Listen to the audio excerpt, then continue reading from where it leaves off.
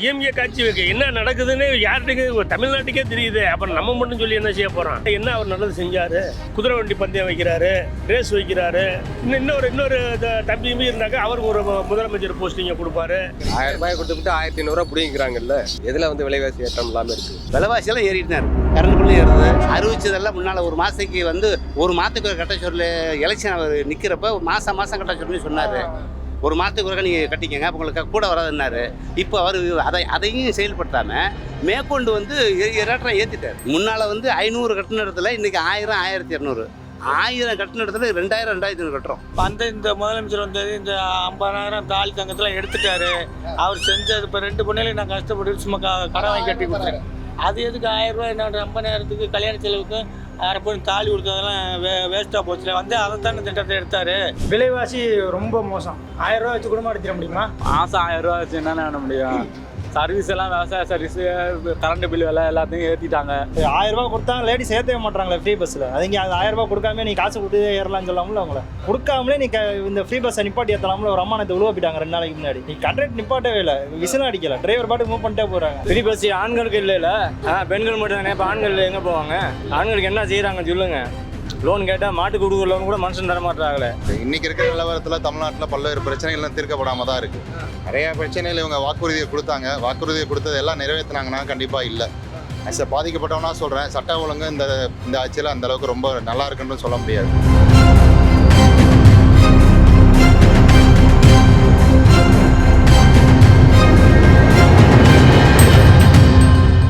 நமக்கு ஒரு கிடைச்ச ஒரு பெரிய பொக்கிஷங்க. அவர் மாதிரி அமைச்சர் எங்கள் தொகுதிக்கு எங்கேயுமே கிடைச்சது இல்லை. அவரை பற்றி எந்த குறையும் சொல்ல முடியாது. அவர் தொகுதி நல்லா பண்ணியிருக்காரு. அவரோட செயல்பாடு ரொம்ப திருப்தியாகவே இருக்கு. ராலிமலையில் அண்ணன் தான். நீங்கள் திமுக காரர் தான்? கண்டிப்பாக திமுக தான். விஜயபாஸ்கர் தான். நீங்கள் மேலே ஸ்டாலின் வந்தாலும் இங்கே விஜயபாஸ்கர் தான் வேணும். ஆமாம். என்ன காரணம்? என்ன காரணம்? அவர் தான் நல்லா உதவி செய்கிறார். இந்த ஊருக்கு முக்காசி அவர் தான் செஞ்சிருக்கார். விஜயபாஸ்கர் தான் இங்கே நம்பர் 1. கட்சி சார்பற்ற முறையில் அவருக்கு தான் ஓட்டு போடுவேன். ஆனால் திமுக தான் கண்டிப்பாக பந்துக்கிட்டே போன ட்ரிப்பு 26,000 ஓட்டு வித்தியாசம் வச்சாரு.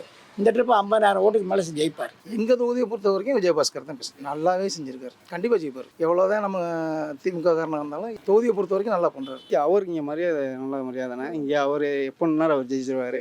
விஜயபாஸ்கர் அப்பையிலிருந்து இன்ன வரையும் அவர் செய்கிற வேலைகள் கரெக்டாக செஞ்சுட்டு இருப்பாங்க. தொகுதிக்கு வருவார். எந்த ஒரு மக்கள் பிரச்சனையும் முதல் போய் நிற்பார், அவர் தான் நிற்பார். யாரை கூப்பிட்டாலும் பார்த்துருவார். சாதாரண மனிதர்களுக்கு பார்ப்பார். யாராக இருந்தாலும் எளிமையாக பழக முடியாது. அவங்க சூப்பர். அவங்க எங்களுக்காக நல்லது நிறைய பண்ணியிருக்காங்க. விஜயபாஸ்கர் பண்ணுறாரு, நல்லா பண்ணுறாரு, நல்லா செஞ்சாரு. இப்போ இன்னுமே இந்த போன தடவை செஞ்சாங்க. பரவாயில்ல, மக்களுக்கு செய்கிறார். அவர் நல்லா தான் பண்ணுறாரு. விஜயபாஸ்கர் அடிச்சு ராலிமலை ஆள் கிடையாது. அவருக்கு செல்வாக்கு இருக்குது சார். செல்வாக்கு இருக்குது சார். மக்கள் மத்தியில் செல்வாக்கு இருக்குது. வேற யாரும் ஏற்று நிற்கிறதுக்கு யாருக்கும் தைரியம் கிடையாது. அவர் தொகுதியை தக்க வச்சுக்கிட்டாரு சார். விஜயபாஸ்கர் தனிப்பட்ட முறையில் மக்களுக்காக சேவை செய்துக்கிட்டு மக்கள் நலனுக்காக போராடிக்கிட்டு இருக்காரு. மக்கள் மனசுல இடம் பிடிச்சிருக்கிறாரு. திருப்திகரமாக 100% சொல்லலாம் எங்கள் தொகுதியை பொறுத்தவரை. அவர் சாகிறது வரைக்கும் இந்த தொகுதியில் அவர் தான், விஜயபாஸ்கர் தான் இந்த தொகுதியிலேயே செய்ப்பார். அவர் எப்போவுமே நல்லா தான் பண்ணிக்கிட்டு இருக்காரு. இந்த தொகுதியை பொறுத்தளவு அவர் உயிராக இருக்கிற வரைக்குமே அவர் தான். வேறு யாருக்குனாலும் ஜெயிக்க முடியாது. அந்த அளவுக்கு மக்களை தக்க வச்சுருக்காரு. நாங்கள் சின்ன பிள்ளைங்க பார்க்குறதுக்கு அவர் அதில் இருந்தார். எங்களுக்கு தெரியும், நல்ல வழி செஞ்சுக்கிட்டு இருக்காரு. அவங்க நல்லா பண்ணியிருக்காங்க. தண்ணியிலேருந்து எல்லாமே பண்ணியிருக்காப்புல. அதோட அன்பாக பழகுறாரு. அவர் செயல்பாடு யாருமே ஈடு கொடுக்க முடியாது. இந்த மாவட்டத்துக்கும் சரி, தமிழ்நாடு லெவலுக்கும் சரி, ஒரு ஈக்குவல் யாரும் பண்ணவே முடியாது. நல்ல முறையில் செஞ்சுருக்காரு. இந்த ஏரியா டெவலப்மெண்ட்டாக கொண்டு வந்திருக்காரு. ராலிமலை சாலை வசதியே செஞ்சவர் அண்ணன் விஜயபாஸ்கர் தான் சொல்ல முடியும். விஜயபாஸ்கர் பண்ணுறாங்க இல்லைன்னு சொல்லலை.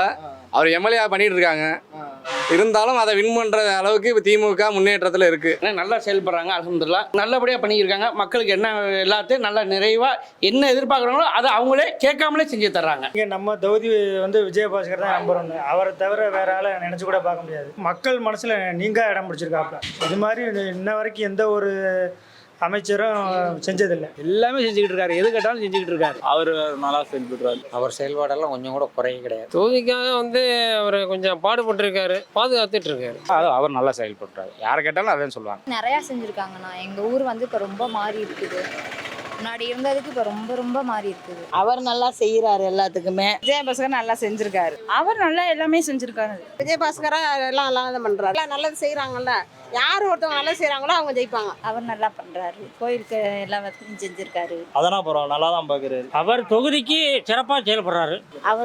அவர் இருக்க வரைக்கும் நல்லா இருந்துச்சு. ஆனால் அந்த ஊரில் எல்லாமே பஸ் ஸ்டாண்டு கட்டி கொடுத்தாரு. பஸ் ஸ்டாண்ட்லாம் ரொம்ப இதாக இருந்துச்சு. அவர் நல்லா கட்டி கொடுத்தாரு. கோயிலெல்லாம் நல்லா புதுப்பிச்சு நல்லா பண்ணி கொடுத்தாரு. விஜயபாஸ்கர் இந்த தொகுதியை பொறுத்தவரைக்கும் நல்லா செயல்பட்டுக்கிட்டு ஏற்கனவே பண்ணார். இப்போ நம்ம சுகாதார அமைச்சர் இருந்தப்போ இந்த கஜா புயல் நேரத்தில் ரொம்ப நல்லா பண்ணியிருக்காரு. தொகுதிக்கு நிறையா செஞ்சுருக்காரு. இவர் இங்கே எங்கே நின்னாலும் அவர் ஜெயிப்பார். வெற்றி வரும் வாய்ப்பு. ராணிமலை ஜெயிச்சிருவாங்க கண்டிப்பாக. திரும்ப அவர் வாய்ப்புகளை உருவாக்கிட்டார். அதை நிச்சயம் ஜெயிப்பார். யார் அவர் நின்னாலும் விஜயபாஸ்கர் தான் ஜெயிப்பார். நின்னா ஜெயிக்கிறதுக்கான வாய்ப்பு அதிகமாகவே இருக்கு. கண்டிப்பாக ஜெயிப்பார். வருவார் மக்களை கவர் பண்ணுறாருல செய்கிறாரு. ஊர்களுக்கு ஆள் கட்ட செய்கிறாரு. கரெக்டாக பண்ணுறாரு. அதனால ஆள் வரும். சாகுறது வரைக்கும் அவர் தான். ராணிமலை தொகுதிக்கே அவர் தான் ஜெயிப்பார். அவர் நின்னாலும் கண்டிப்பாக ஜெயிப்பார். திரும்ப ஜெயிப்பாங்க. அவர் என்னைக்குமே அண்ணன் போஸ்ட் தான். திண்டுக்கல் எப்படி ஐப்பெரிய சாமியோ அது மாதிரி இங்கே வந்து அவர் தான் மேலே ஜெயிப்பாங்க. கண்டிப்பாக ஜெயிப்பாங்க. கண்டிப்பாக அவர் தான். கண்டிப்பாக ஜெயிப்பார். நாங்கள் ஜெயிக்க வச்சிருவோம். திரும்பினாலும் அவர் தான் ஜெயிப்பார். கண்டிப்பாக அவங்க தானே ஜெயிப்பாங்க. கண்டிப்பாக 100% அவர் தான். அது நீங்கள் யாருன்னு பாட்டினாலும் சரி. அப்புறம் இந்த தொகுதியில் கொஞ்சம் நல்லா இருக்காரு. இருந்தாலும் கொஞ்சம் டஃப் தான் இந்த வாட்டி. கண்டிப்பாக அவர் தான் ஜெயிச்சிருவார். கண்டிப்பாக ஜெயிப்பார். அவர் எம்எல்ஏக்குன்னா அவர் தான் வருவார். நிச்சயம் ஜெயிப்பார். அவரை தவிர யார் வர வாய்ப்பு இல்லை. கண்டிப்பா எங்க தொகுதி மக்கள் வந்து விஜயபாஸ்கர் தான் நம்பர் 1. இப்போ நின்னாலும் அவர் தான் ஜெயிப்பார். அவர்னா நம்ம ஓட் பண்ணுவோம். கண்டிப்பா ஓட் பண்ணுவோம். அவர் தான் பண்ணியிருக்கோம். திரும்பி அவர் வந்தா அவருக்கு ஓட் பண்ணுவோம். அவர் ஜெயிக்கணும்னு நாங்க நினைக்கிறோம். அவங்க தான் வரணும்னு நினைக்கிறோம். ஆனா ஜெயிப்பார்னு ஒரு நம்பிக்கை இருக்கு. ஜெயிக்கிறதுக்கு 100க்கு 100 வாய்ப்பு இருக்கு. நிச்சயமாக வெற்றி உண்டு அவருக்கு. வெற்றி வாய்ப்பு இருக்கு. நாங்களும் அவர் தான் ஓட்டு போடுவோம். அவங்க தான் வரணும்னு நினைக்கிறோம். ஆனா கண்டிப்பாக ஜெயிப்பார். திரும்ப நிற்கணும் தான் எதிர்பார்க்குறாங்க. எல்லாம் மக்களே எதிர்பார்க்குறாங்க. கண்டிஷனாக அவர் தான் வருவார். எழுதி வச்சுருவாங்க. அதெல்லாம் வெற்றி வாய்ப்பு இருக்கு அவருக்கு. எடப்பாடியார் வருவார் திருப்பி. ரெட்டையிலே வரணும். எடப்பாடிங்கிறது கொஞ்சம் அனுபவம் உள்ளவர். இம்மான் வந்தால் நல்லா இருக்கும். ஸ்டாலின் திருப்பி வர்றதுக்கு எடப்பாடி பழனிசாமி தான் வரணும். 8வது தான் விஜயனா. அவர் வந்தால் நல்லா பண்ணுவார். இவர் வர்றாங்கன்னா எடப்பாடி தான் வருவார். ஸ்டாலின் தான் வராது. விஜய் நல்லா இருக்கும். புதுசா வராங்களோ ஒருத்தர் ஒன்றும் நல்லது யார் என்ன நல்லது பண்ணியிருக்காங்க. எப்போவுமே எடப்பாடி ஐயா தான். ஸ்டாலின் நார்மலாக திமுக பொறுத்த வரைக்கும் ஒழுங்கான சீரான கண்ணோட்டத்தில் போயிட்டு இருக்க மாதிரி. இவருக்கு மேலே யாரும் சரியான ஆளாக இல்லை. அப்பா உள்ள இருந்தே ரெட்டலைக்கு தான் நாங்கள் போட்டிருக்கோம். போட்டிருக்கேன். எனக்கு விவரம் தெரிஞ்சு வந்து ஓட்டு பதிவு பண்ணதில் ரெட்டலைக்கு தான் போட்டிருக்கேன். எம்ஜிஆருக்கு தான் நான் போட்டேன். இப்போவும் அதுதான் போடுறேன். நாங்கள் அப்போ இருந்து ரெட்டையில தான் நாங்கள் போடுவோம். எம்ஜிஆருக்காக தான். எம்ஜிஆர் ஜெயலலிதாவுக்காக நாங்கள் போடுவோம். 2 பேருமே இல்லாட்டி போனால் அந்த கட்சியில் யார் வராங்களோ அவங்களுக்கு போடுவோம். எடப்பாடி பழனிசாமி. எடப்பாடி பழனிசாமி தான் அடுத்து. புரட்சி தமிழர் எடப்பாடியார். முதலமைச்சர் எடப்பாடி தான் நெக்ஸ்ட் வர போகிறாரு. திருப்பி முதல்வர் தளபதியார் வந்தாலே நல்லா தான் இருக்கும். ஆட்சி நல்லா தான் செஞ்சுருக்காங்க. எந்த பிரச்சனையும் இல்லை. விஜய் வந்தால் நல்லா இருக்கும். என்னோட பாயிண்ட் ஆஃப் வியூவில் சொல்கிறேன். இத்தனை வருஷமாக இருந்த ஆட்சியில் இருக்கிறவங்களும் சரி, இனிமேல் வர்றாங்களா எப்படி யார் வரப்போறாங்கன்றது தெரியாது. 10 வருஷமா இருக்கிறவங்களே திருப்பி கொண்டு வரணுமா? புதுசா ஒரு ஆள் வரட்டுமே. விஜயனா வந்தால் நல்லா இருக்கும். அவங்க வந்தா இன்னும் கொஞ்சம் பெஸ்டா இருக்கும்னு தோணுது. எடப்பாடி வந்தால் நல்லா இருக்கும். எடப்பாடி தான் வரணும். எடப்பாடி பழனிசாமி சீமானுக்கு முன்னாடி அவர் ஊர்னதுல ஊர்னாரு. விஜய்க்கு தான் நான் போடுவேன். விஜய் என்னோட ஃபேவரட் ஹீரோ. அவருக்கு அரசியல் அனுபவம் இல்லை, ஆனா எல்லாரும் மனசை கவர்ந்தவர். ஸ்டாலின் வந்தா நல்லா இருக்கும். ரீசன் நிறைய இருக்கு. நிறைய பண்றாரு. உமன்ஸ்க்குலாம் நிறைய பண்ணிட்டு இருக்கு. முதலமைச்சர் எடப்பாடிக்கு வாய்ப்பு இருக்கு. எடப்பாடி வந்தால் நல்லா இருக்கும். அவ்வளோதான். அடுத்தா விஜய் வரலாம்னு நான் நினைக்கிறேன். வந்து பார்த்தா தானே தெரியும் அவங்களுக்கும் அரசியல் பத்தி என்னங்கிறது. அதனால வந்து நிக்கிறாரு. அவர் வந்தா கொஞ்சம் நல்லா இருக்கும். ஒரு வாய்ப்பு கொடுக்கணும். ஸ்டாலின் தான் வருவார். மக்கள் மத்தியில் செல்வாக்கு இருக்கு. வர வாய்ப்பு இருக்கு. விஜய்க்கு தான். என்ன காரணம்னா அப்பையிலேருந்து பிடிக்கும். எனக்கு சின்ன வயசுலேருந்து விஜய்க்கு பிடிக்கும். அவர் வந்தால் நல்லா இருக்கும். என்ன காரணம்? விஜய் திராவிட மாடல்ல இருந்து எல்லாம் மாறினா நல்லா இருக்கும் அப்படிங்கிறத மாறணும். ஸ்டாலின் நல்லா இருக்கு சார். என்ன காரணம்னா அவர் வந்து ஒரு அதில் அனுபவப்பட்டவர், ஒரு மக்கள் செல்வாக்குள்ளவர். அவர் வந்தால் தான் செல்வாக்கா இருக்கும். எடப்பாடி வரலாம். நல்ல ஆட்சி பண்ணாரு. இரட்டையிலை. ஸ்டாலின் தான் வரணும். நல்லா நடத்துறாரு. அவர் தான் வரணும். இப்போதைக்கு வந்து எங்களுக்கு ரெட்டையில வந்தாதே நல்லா இருக்கும். எடப்பாடியார் வந்தால் தான் நல்லா இருக்கும். இப்போ டிஎம்கே ஆட்சியில் வந்து ஒரு திட்டம் போட்டாங்கன்னா அவங்க கட்சிகள் மட்டும் செயல்படுறது அவங்களுக்கு மட்டும் தான் போய் சேரும். பிரச்சனையில் உருவாக்குறதே டிஎம்கே தான். ஏடிஎம்கே ஆட்சியில் அந்த ஒரு பிரச்சனை இல்லை. 1000 ரூபாய்லாம் எங்களுக்குலாம் வரல. 3-4 தடவை எழுதி கொடுத்துட்டும் வரல. ஒன்றுமே இல்லை. 4 வீலர் இருக்குன்னு மெசேஜ் வருது. ஆள் பார்த்து ஆள் போடுறாங்க. அதெல்லாம் வரலையே. எதுவுமே இல்லை. ஸ்டாலின்கிறவர் ஒரு பரம்பரையாக வந்தவர். நாட்டில் தான் கொலை இதெல்லாம் கொஞ்சங்கள்லாம் அரசியலில் கண்டுக்க மாட்டாங்களே சார். ஒரு நல்ல ஒரு ரோட்டில் போக முடியலையே. அதை ஏதாவது தட்டி கேட்கறதுக்கு வாய்ப்பு இருக்கா? எதுவுமே கேட்க மாட்டாங்களே. ஒரு பொண்ணு, அழகான பொண்ணு, ஒரு படித்த பொண்ணு, ஒரு 4 மணி நகையை போட்டுட்டு ரோட்டில் ஒண்டியாக போயிட்டு வர முடியலையே. திமுக மக்கள் மத்தியில் மிகப்பெரிய அளவில் வந்து எதிர்ப்பை சம்பாதிச்சுக்கிட்டு இருக்கு. மக்கள் விரோத செயல்பாடுகளை நிறையா பண்ணிட்டு இருக்காங்க. குடும்ப உறுப்பினர்களே நிர்வாகிகளாகிக்கிட்டு அவங்க சம்பாதிக்கிற வழி தான் பார்க்குறாங்க. விலைவாசி உயர்வு எடுத்துக்கிட்டிங்கன்னா மின் கட்டண உயர்வே மிகப்பெரிய அளவில் சொல்லலாம். மின் கட்டண உயர்வு வந்து 300 400 கட்டிக்கிட்டு இருந்தவங்க இன்றைக்கி 1200 கட்டக்கூடிய சூழ்நிலை வந்துருச்சு. 3 தடவை கரண்ட் பில் ஏறி இருக்கு. அவங்களும் நல்லா தான் செய்கிறாங்க பண்ணுறாங்க. அதில் அதை பற்றாதீங்க, அவங்களையும் குறைன்னு சொல்கிறதுக்கு வேற ஃப்ரீ பஸ் விட்ருக்காங்க. அதெல்லாம் அவங்க நல்லா பாராட்டலாம். 1000 ரூபாய் ஃப்ரீ பஸ்ன்றதை தாண்டி பர்சனலாக நிறைய பண்ணிட்டு இருக்காரு. அதனால ஸ்டாலின் வந்தால் ஓகேவா இருக்கும். டிஎம்கே காட்சி வைக்க என்ன நடக்குதுன்னு யார்கிட்ட தமிழ்நாட்டுக்கே தெரியுது. அப்புறம் நம்ம மட்டும் சொல்லி என்ன செய்ய போகிறோம்? என்ன அவர் நல்லது செஞ்சாரு? குதிரை வண்டி பந்தயம் வைக்கிறாரு, ரேஸ் வைக்கிறாரு. இன்னொரு தம்பி இருந்தாக்க அவருக்கு ஒரு முதலமைச்சர் போஸ்டிங்கை கொடுப்பாரு. 1000 ரூபாய் கொடுத்துட்டு 1500 பிடிங்கிறாங்கல்ல. எதில் வந்து விலைவாசி ஏற்றம் இல்லாமல் இருக்கு? விலைவாசியெல்லாம் ஏறிட்டு தான் இருக்குது. கரண்ட் பில்லும் ஏறுது. அறிவிச்சதெல்லாம் முன்னால் ஒரு மாதத்துக்கு வந்து ஒரு மாதத்துக்கு கட்ட சொல்லி எலெக்ஷன் அவர் நிற்கிறப்ப மாதம் கட்ட சொல்லி சொன்னார். ஒரு மாதத்துக்கு ஒருக்கா நீங்கள் கட்டிக்கங்க, அப்போ உங்களுக்கு கூட வராதுன்னாரு. இப்போ அவர் அதையும் செயல்படுத்தாமல் மேற்கொண்டு வந்து ரேட்டரை ஏற்றிட்டார். முன்னால் வந்து 500 கட்டின இடத்துல இன்றைக்கி 1000 1200 1000 கட்டின இடத்துல 2000 2500 கட்டுறோம். பரவாயில்லைங்க, நல்லா இருந்துச்சு. அதுக்கு மேலே அது யாரும் சொல்ல முடியாது. வந்தால் தானே நல்லா புரட்சி செய்ய இருக்காங்க. இந்த கட்சி வந்தாலும் என்ன நம்ம உழைச்சா தான் சம்பளம். இந்த முதலமைச்சர் வந்தது இந்த 50000 தாலி தங்கத்தில் எடுத்துட்டாரு. அவர் செஞ்சது இப்போ 2 பொண்ணுலையும் நான் கஷ்டப்பட்டு சும்மா கடன் வாங்கி கட்டி கொடுத்துருக்கேன். அது எதுக்கு 1000 ரூபாய் என்னோட 50000த்துக்கு கல்யாண செலவுக்கு 6 பொண்ணு தாலி கொடுத்ததெல்லாம் வேஸ்ட்டாக போச்சு. வந்து அதை தானே திட்டத்தை எடுத்தார். விலைவாசி ரொம்ப மோசம். 1000 ரூபா வச்சு குடும்பம் நடத்திட முடியுமா? மாதம் 1000 ரூபா வச்சு என்ன பண்ண முடியும்? சர்வீஸ் எல்லாம் விவசாய சர்வீஸ், கரண்ட் பில் விலை எல்லாத்தையும் ஏற்றிட்டாங்க. என்ன ஜாதி கலவரம் இல்லாமல் நல்லபடியாக இருக்காங்க. மெயின் அதுதான். இதுக்கு முன்னாடி ஏடிஎம் காட்சி இருந்ததோட அதுக்கு முன்னாடி அம்மா இருக்கும்போது தெளிவாக இருந்துச்சு. அதுக்கு முன்னாடி எடப்பாடி வந்த முன்னாடி சரியில்லை. இப்போ முதலமைச்சர் ஸ்டாலின் வந்த முன்னாடி ஆட்சி நல்ல தரமாக இருக்குது, நல்லபடியாக இருக்குது. 1000 ரூபா கொடுத்தா லேடிஸ் ஏற்றவே மாட்டாங்களே ஃப்ரீ பஸ்ஸில். அதுங்க அது 1000 ரூபா கொடுக்காம நீ காசு கொடுத்து ஏறலாம்னு சொல்லாமல. அவங்கள கொடுக்காமலே நீ இந்த ஃப்ரீ பஸ்ஸை நிப்பாட்டி ஏற்றலாம்ல. ஒரு அம்மானத்தை உழுவப்பிட்டாங்க 2 நாளைக்கு முன்னாடி. நீ கண்ட்ராக்ட் நிப்பாட்டவே இல்லை, விசிலும் அடிக்கல, டிரைவர் பாட்டுக்கு மூவ் பண்ணிட்டே போகிறாங்க. 1.5 மணி நேரத்துக்கு ஒருக்கா தான் பஸ் இங்கே கீரனூருக்கு நிப்பாட்டி ஏற்றலை. அந்த அம்மா ஒடியாடுறாங்க, பஸ் மூவ் பண்ணிகிட்டே போகிறாங்க.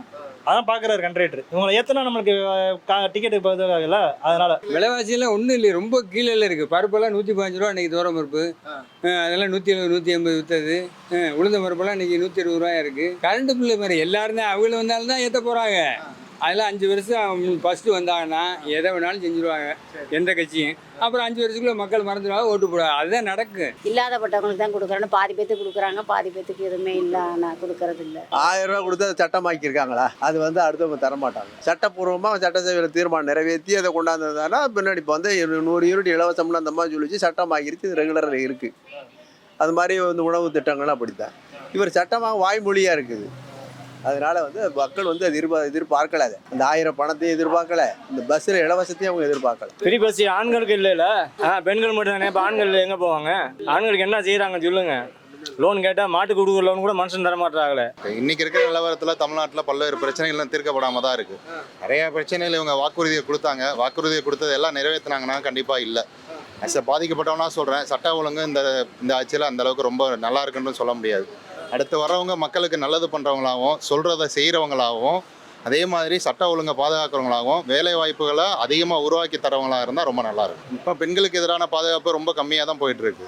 கடன் வாங்காமல் ஆட்சி செய்கிறவங்க வந்தால் நல்லாயிருக்கும். என்ன காரணம்னா கடன் வாங்கி மக்கள் மேலே சுமத்திக்கிட்டே போனால் எப்போ அந்த கடனை கட்டுறது? தமிழ்நாடு எப்போ வல்லரசாகிறது? இலவசம்னே சொல்லி நாட்டில் இருக்க பொருளாதாரமே குறைஞ்சி போச்சு. ஒவ்வொரு மாதமும் 1 கோடிக்கும் அதிகமான பார்வையாளர்களை சென்று சேரும் பேசு தமிழா பேசு சேனலில் உங்கள் நிறுவனத்தை விளம்பரப்படுத்த வேண்டுமா? திரையில் தெரியும் எண்ணை இப்போதே தொடர்பு கொள்ளுங்கள். கருப்போடு அணிஞ்சிட்டு காலபைரவர் வழிபாடு, அதை தொடர்ந்து அவங்க செய்து வர அவங்களுக்கு இந்த தோஷம் அடிபட்டு. அந்த பேர் பவர்ஃபுல்லாக இருந்தாக்கா இவங்க பவர்ஃபுல்லாக இருப்பாங்க. அந்த பேர் ஒரு பவர்லெஸ்ஸாக இருந்தால் இவங்க பவர்லெஸ் ஆயிடுவாங்க. பைரைட்டுங்கிறது ஒரு நல்ல சக்தி வாய்ந்த கல். இந்த கல்லை நம்ம பயன்படுத்தும் போது நமக்கு பணம் வரும். இந்த வடக்கு பகுதியும் கிழக்கு பகுதியும் ஒரு தொழில் நிறுவனத்திற்கு தவறாக அமைந்தால் மிகப்பெரிய அளவில் கடனை கொடுக்கும். இந்த மாதிரி ஆன்மீகம் மற்றும் ஜோதிடம் சார்ந்த இன்னும் பல வீடியோக்கள் பார்க்கணுமா? மறக்காம திருவருள் டிவிக்கு சப்ஸ்கிரைப் பண்ணுங்க. திருவருள் டிவியுடைய சேனல் லிங்க் இந்த வீடியோடைய டிஸ்கிரிப்ஷன்ல இருக்கு.